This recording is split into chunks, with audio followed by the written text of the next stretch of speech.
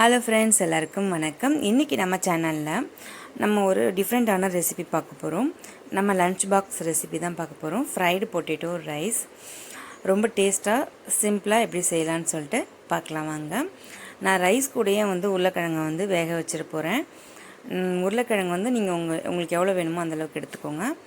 இது கூட ஃபஸ்ட்டு என்ன பவுடர் மிக்ஸ் பண்ணணுன்னா, turmeric powder, chilli powder 1 tablespoon, garam masala powder 1 tablespoon, coriander powder 1 tablespoon, அது கூட கொஞ்சம் உப்பு ஆட் பண்ணிக்கலாம்.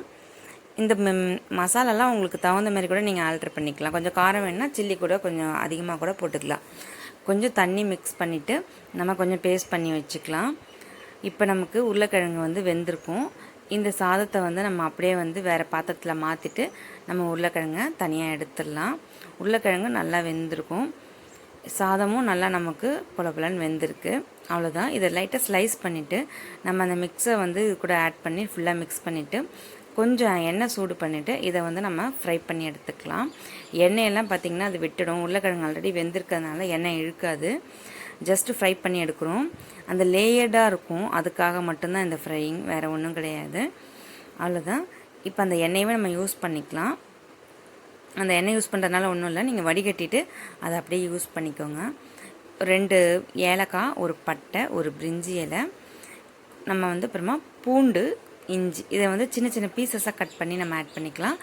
கொஞ்சம் பச்சை மிளகாய், இது எல்லாத்தையும் ஆட் பண்ணிக்கலாம். இஞ்சியும் பூண்டையும் இந்த சாப் பண்ணி போட்டிங்கன்னா தான் இந்த உருளைக்கிழங்கு சாதத்துக்கு ரொம்ப டேஸ்ட்டாக இருக்கும். பேஸ்ட்டு போட வேண்டாம். கொஞ்சம் கருவேப்பிலை ஆட் பண்ணிக்கலாம். வெங்காயம் ஸ்லைஸ் பண்ணி வச்சுருக்கேன். நான் ஒரு 2 வெங்காயம் ஸ்லைஸ் பண்ணி ஆட் பண்ணியிருக்கேன்.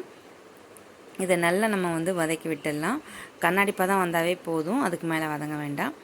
அப்புறம் 2 தக்காளி ஆட் பண்ணியிருக்கேன். தக்காளி கொஞ்சம் பழுத்த தக்காளியாக பார்த்து ஆட் பண்ணிக்கோங்க. இது கூட நம்ம என்னென்ன மசாலா நம்ம அந்த உருளைக்கிழங்குக்கு ஆட் பண்ணமோ அதே மசாலாவை இதை நம்ம திருப்பி இதில் ஆட் பண்ணிக்கிறோம். ஒன்றும் இல்லை, நீங்கள் இதை மிக்ஸ் பண்ணிவிட்டு செஞ்சீங்க அப்படின்னா உருளைக்கிழங்கு அந்த ஃப்ரை அந்த டேஸ்ட் வராது. அதனால் நம்ம அதுமாரி பண்ணுறோம். கொஞ்சோண்டு நம்ம ஹாட் வாட்டர் ஆட் பண்ணிவிட்டு இதை அந்த மசாலாஸை மட்டும் கொஞ்சம் குக் பண்ணிக்கிறோம்.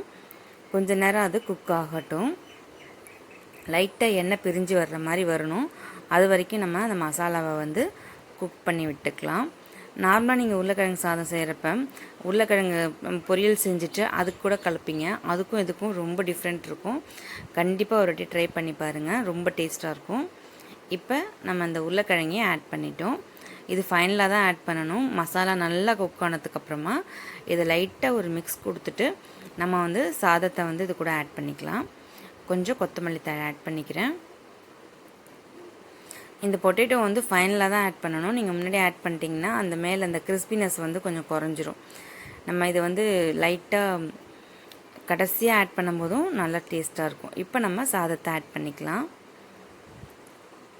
சாதத்தை கொஞ்சம் கொஞ்சமாக உளுத்து விட்டு இந்த மாதிரி ஆட் பண்ணி வச்சுக்கலாம்.